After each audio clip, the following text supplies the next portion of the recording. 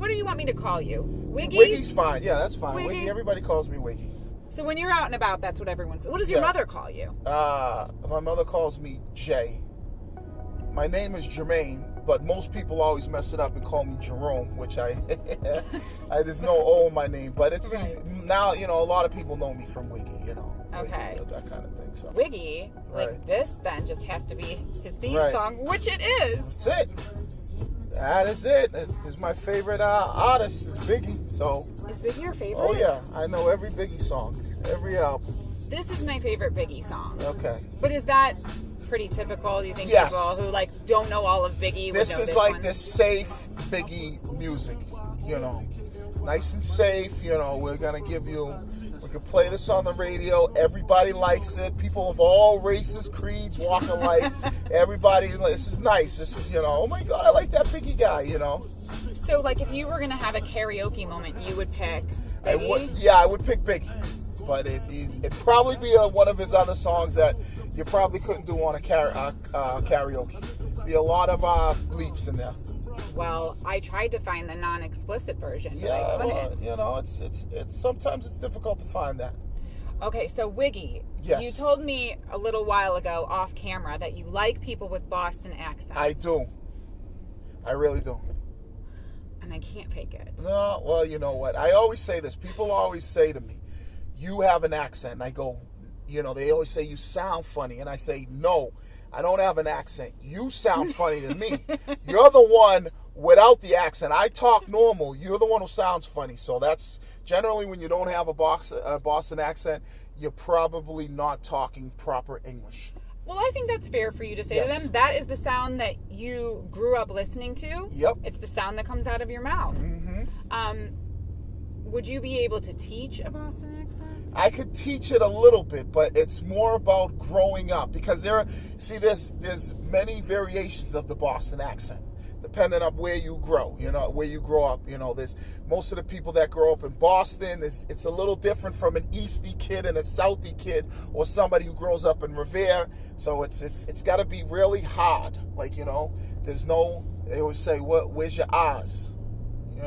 So you got to get that down. They're hidden. Yeah, you got to get it down when you have an accent. Can you tell what part of town someone is from based on the way they talk? I can tell a little bit of where they're from. I can tell, maybe somebody could be from Southie or somebody's from Charlestown or Revere or something like that. I can tell a little bit of where they're from the sound. But if you're an outsider coming in, what are some ways that you can fit in? Verbally. If you're an outsider fitting in, it's very difficult to fit in. We don't like outsiders. That's the issue here. And if you're from New York, you really don't have a shot.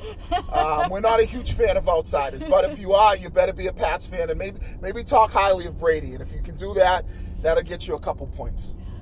Okay, so the Pats, so you grow up here. I grow up here. You grow up loving the Pats. I grew up loving all my sports teams. Yep. You end up playing in the NFL for a number of teams, but ultimately you end up playing for the New England Patriots. Which is correct. Can you even, I know this is going back just a little ways. Okay, just a little ways.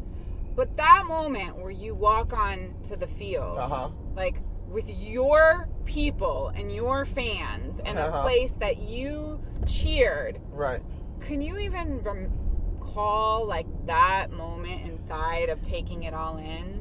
I can because like you said, I was a fan of the team. So I remember 86 when they lost the Super Bowl to the Bears. I was a fan of that. I was a fan of 96. I was in college and they lost to the Green Bay Packers. So I remember the Patriots vividly as far as, being a fan. And then, I never had aspirations about playing in the NFL. That wasn't a dream of mine as a kid growing up in the city. It wasn't I want to play for the Patriots and this and that. That's what I'm going to do. That wasn't my dream. I didn't think that was possible. But when I did actually have an opportunity to play for the Pats, which, when they signed me, it was like a dream come true because you knew this team. I knew all the people like that had played before me. I was a huge Ben Coates fan who played for the Patriots, and then to be part of the organization and to play with Bledsoe, who played with Coates, and knowing Bledsoe from watching him as a fan of the team, it was definitely surreal in that element. And then being part of a team that won a championship, it takes it to a whole nother level. Okay, so that at that time, Bledsoe, Brady, right? Yes. They were leading the ship while you played. You were playing for both of them. Right. Did it feel like a controversy on the team? No, when Drew got hurt, we all knew Tom was going to be a good quarterback, but it was Drew's team because he had just signed a big deal, a big contract. So, but when he got hurt, we knew Tom was good, and then Bill put him in there, Coach Belichick put him in there and basically said, all right, here's what we're going to do. Tom's playing. We all thought, okay, Tom was going to play until Drew got back. And then when Drew got healthy and he was able to come back and play, and Bill was like, we're sticking with Tom, we always were just like, hey, listen, this is the coach's decision. And I don't think there were a lot of people that were in the locker room that were like, upset about it, but they knew kind of how it was. I think the one thing that was a little off was like, because there was always this unwritten rule, like you couldn't lose your job to an injury. So I think people were a little bit like, wow, if Drew got hurt and didn't get his job back, if I got hurt, forget about it. So I think that was the biggest part of controversy that we have, but that was something that was never out there like to the media or anything like that. And then when he decided to go this way and Tom took us to where we were headed that year, I mean, we just kind of got on board and just like, this is what Bill wants, this is what the coach wants, this is what we do. And you like Tom? Yeah. Tom was, I like Tom, I like Drew. They were both good guys as far as, what they were able to do on the field, off the field, they were good. So to me, it really didn't matter. I was just trying to keep a job myself. So whoever the quarterback was, I was just going to do my part to help the team in any way. I was listening to you and your radio family and the Get Up crew. Yeah, Hot 96.9 every morning we do it. That's right. Promoting that you were going to be driving Boston. Yes. And saying that maybe you were going to be in a car with Tom Brady. Yes, I did say that. I said I I don't was, look anything like him. Yeah, well, you know what? But that's okay. Yeah, you know what I mean? At the end of the day, I think that's fine. But yeah, I like to have fun. I have a 6 degrees of separation story, though. A very good friend of mine is like BFFs with TB. So a very good friend of yours is best friends or good friends with Tom Brady. Yeah, Tom is his son's godfather and was in his wedding. So legit friends. Is that Jay Feely, the kicker? No, it's not. He played with him in Michigan. Aaron Shea. Oh, okay, the tight end. Yeah. Aaron Shea played tight end. Yeah, right. I mean, I don't know him personally, but I know who he is. Yeah, and I know that him and Tom are good friends. So there you go. That's all I got for you. Well, there you go. When football ends for you, how soon then did you get into the broadcast world? Well, I have always been in this world, okay? The reason why is because as a kid growing up in Boston, you learn how to, you guys call it debate, we call it settle our differences about who's better, Bird, Magic, Yankees, Red Sox, you know what I mean? So I was always a fan, so talking a little bit of trash. I don't want to say the S word because I don't know if this is, if we'll bleep it out. But, talking shit wasn't an issue. So, because we did it with sports and we would always do that. So I always felt like I could easily do that. And as I continue to play, I was always the type of player on the team where I was always somebody that was always in the middle of things, having fun, make believing I was a reporter, and we'd, crack on somebody for having messed up suit or shoes, and we'd be doing an interview and, having a good time with it. Wait, by the way, that's the kind of stuff people want to watch. Yes. Right? Yes. It was very real. Yeah, it was fun. It was real. After I was done playing, and I did a lot of it when I played, so I was always like, I was never one to turn down interviews or I went out to LA and did NFL Network. So I was always doing that kind of stuff. And it was an easy transition, So while that was always just in you, it was in your blood, it was in your voice. When you enter into TV and radio, yep, you also open yourself up to people who are going to fight back with you, right, or call you out on things, or, you know, we would call them haters in the business. Right. Was that ever an issue? Yeah. No, because I look at it like this: if you are not getting hated on, then that means you're not doing anything. If people are hating on you, usually they hate on people because they're jealous. That's just the way it works. You know, I mean, you hate people because they're doing something that you want to do, or they live a lifestyle that you want to live. Let's be honest, I hate the Kardashians. Why do I hate them? Because they make a ton of money, and I wish I could live that lifestyle, you know? So that's kind of the way I looked at it. If somebody's not hating on you, then you're not doing what you're supposed to do. And I look at it like, hey, if you hate it, you know what? It is what it is. But if you listen long enough, my thing is this. If you listen to me long enough, I will beat you down in the sense that you'll eventually agree with me. You're going to really work hard to win them over. Exactly. Or make your point. Or make my point. So that person will go, you know what? I got to have to agree with Wiggy. You know, so that's kind of how I do. Sooner or later, my wife says it to me all the time. I get on their nerves so much where they just say, all right, I agree with you, and walk away. Well, on your podcast, it seems like that happens too. And that's because you come from a place where when you have an opinion, you're not saying what you think people want you to say. No. But you really put some thought into it. Right. Have you always been an opinionated person? I always have been. And that's from growing up in Boston. That's from growing up around here. This place is, growing up in East Boston, there are people that are very opinionated. You know, they want to get their point across, and they're going to say it in any way they want to say it. They don't care what people think or how they feel. You know, sometimes feelings might get hurt, but, they might raise their voice, but that don't mean I don't like you. It just means I'm trying to get my point across. And I think ultimately, that's kind of part of who I am, how, because of the way I was brought up and where I was brought up. And that just, now it's kind of made me the man that I am. Let's talk a little bit more, though, about where that confidence comes from, because you entered into two pretty tough fields where people can be rejected often, right? It's a small percentage who make it into the NFL. You had a long career in the NFL. You get into broadcasting, television, and radio, also a place where one day you can be on top and the next day you're out. Right. So where does the perseverance and the determination and the, I'm going to be the best, and that ability in your mind to, if you get knocked down, you get back up, where does that come from? Right. That's like anything. That's the way you grow up, the environment you grow up in. Like I was saying, that I never had aspirations about playing in the NFL, and then when I had an opportunity to, to have a chance, I was undrafted, and no one ever expected me to do anything. People, I'm not big enough, I'm too slow, I'm this, I'm that. So I've always dealt with that through my whole playing career. Mm-hmm. So my thing was, you know what? I know I'm good enough because I went out there and I practiced and I said, I could play with these guys. And it's all about telling yourself that you can do that. I could play with these guys. I know I'm just as good as these guys, and I know I can hold my own out there. And when you have that confidence in your ability and you get an opportunity, and when I got the opportunity, I took advantage of it. And that was because I said I was going to do it.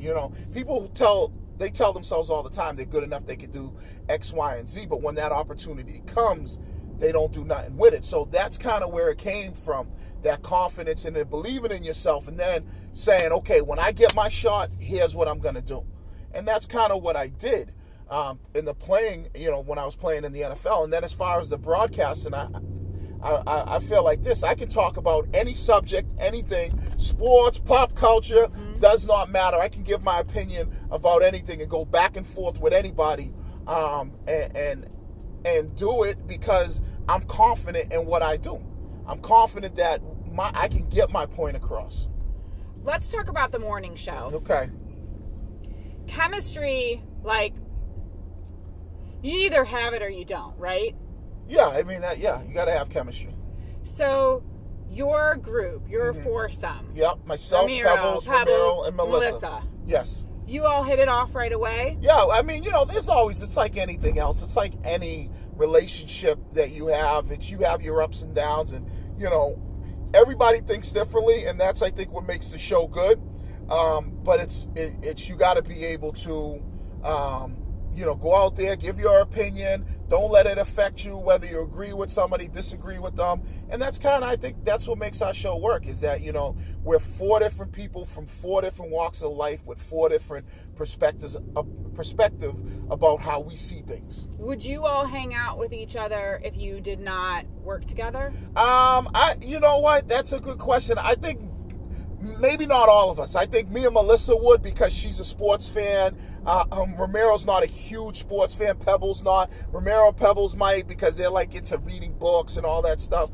So it just depends on the personality. I'm a regular guy's guy, and Melissa's like as close as I can get to a guy's guy between the 4 of us, because she's into sports. She likes some of the stuff as far as the reality shows, the ratchet television that I like. So, and are you saying you don't like to read books? Yeah, I'm not, no, it's not that I do.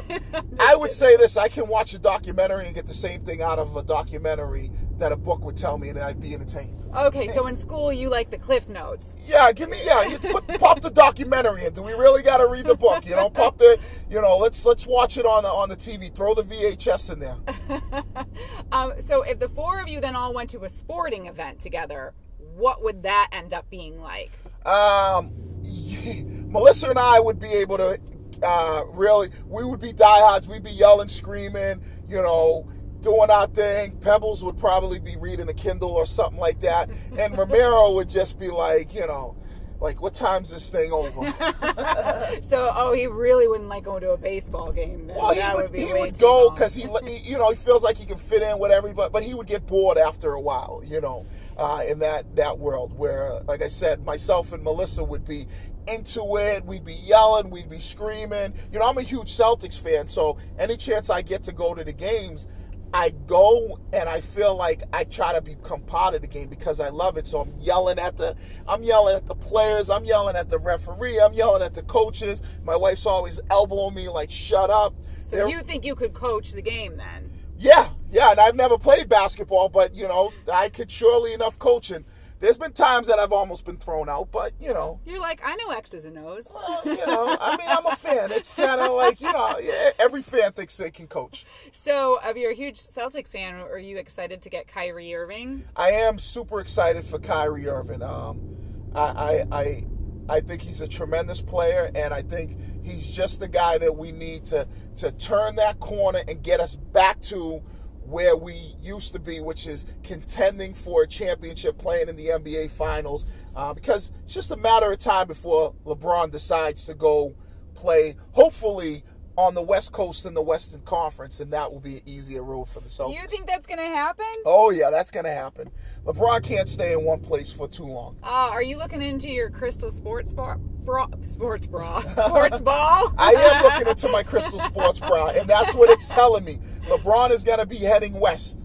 LA, the Lakers, or something like that. He's going to be going to play out there, and when he does that, the Celtics will be the best team in the Eastern Conference, and that will pretty much, with Kyrie and building off of this team and adding pieces to it, that'll pretty much put us in a position where we will be playing every year, or if not every other year, for an NBA title.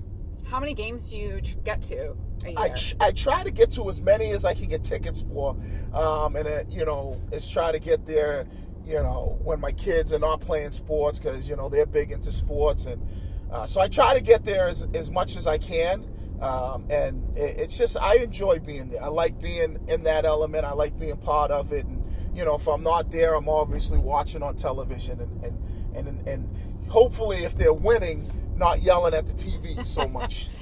Have you ever thrown anything at a TV? Yes, I've thrown many things at a television before. Have you ever broken a TV? I've broken, not a television. I haven't gotten that far yet because I know I don't want to break a TV, but remotes, that kind of stuff. But when you're invested and you grow up as a fan, it's just like you get passionate about it, Fans are no different than players, You see Tom Brady in a game, right? Makes a bad pass, he loses a game, is very upset. What's he do? What's the first thing he throws? His helmet, this, that, and the other. You see players do it, and that's how fans are. It's just, You don't get to see them because they're in their living room doing it. So would you feel that way when you were playing? Like if you were playing with somebody and they made a mistake, would you be angry at them? I wouldn't be angry at them. You'd be angry at yourself if you made a mistake. If I dropped the football or something like that or missed the block, I'd be angry at myself.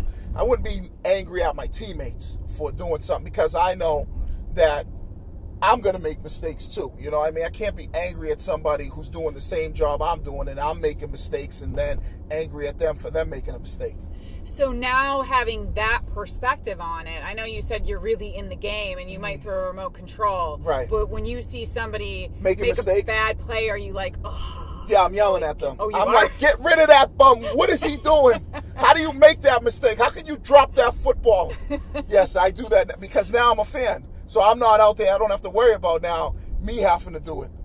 Well, listen, I mean, you clearly have a lot of energy. Always. I mean, I don't even, do you even know how to whisper? No. Yeah. I think it's my hearing. My wife always tells me, why do you talk so loud? I said, I don't know. I don't sound like I'm talking loud. The problem is maybe you're not hearing so well, so I have to speak up. Well, you came from a big family? No, not a big family, a loud family. Okay, and because you needed to be heard, that's where it comes from, right? I guess that's it, or they were just loud because they were loud. Or you were all in the same room but still screaming. Yeah, screaming and dropping a lot of F-bombs. So I guess maybe that's where the loud talking comes from. So you have all this energy then. Mm-hmm. What do you do to find your Zen mode or to just Zen write mode. It down? That's for weirdos. I'm not in all that Zen mode, mumbo jumbo. Well, just to calm down. What do I go to sleep. I mean, that whole meditating stuff, come on. It's like, it's like my mother when she used to go to the psychic to read it. That's for the weirdos. No. Oh my god. Calm down when you're sleeping. Well, you work at a radio station. You must have certain music you like to play. You want to play DJ in the car? I could DJ in the car, but you're gonna have to bleep out some of the music I play. All right. Well, listen. Here, you go to my. Oh goodness gracious. Here we go. Yeah, this album is dedicated to all the teachers that told me I You know this? To all the people that lived above the buildings that I was hustling from. Juicy. Yes. Oh yeah, I know this. There you go. I might not be able to, not as well as I know, hypnotize. Right. This is Get Your Mind Right music. Let's see. And everybody needs to get their mind right every now and then, right? Mm-hmm. Okay. Oh my God, I love Lionel. And Lionel Richie. I Richie, get love your mind right. Lionel Richie. See, I hit a spot there. I'll sometimes just go for a walk outside, get my exercise in, and listen to Lionel. Lionel Richie has this Tuskegee album where he sings with a bunch of country artists, but all his hits. I don't know if you know this. Oh, I know this. This is, you know what this is? Yeah, I want to, yes. Stevie B. Stevie B. This is like 1988 to 1991 East Boston. Okay. Well, I know. I listened to this. Yes, I know this song. Right. Let me tell you what I'm doing then. Okay. But this is gonna be. This is still gonna be Boston. Okay. Oh, I already know where you're going. You know where I'm going. I know where you're going. You think you do? I do. They were huge. Yes.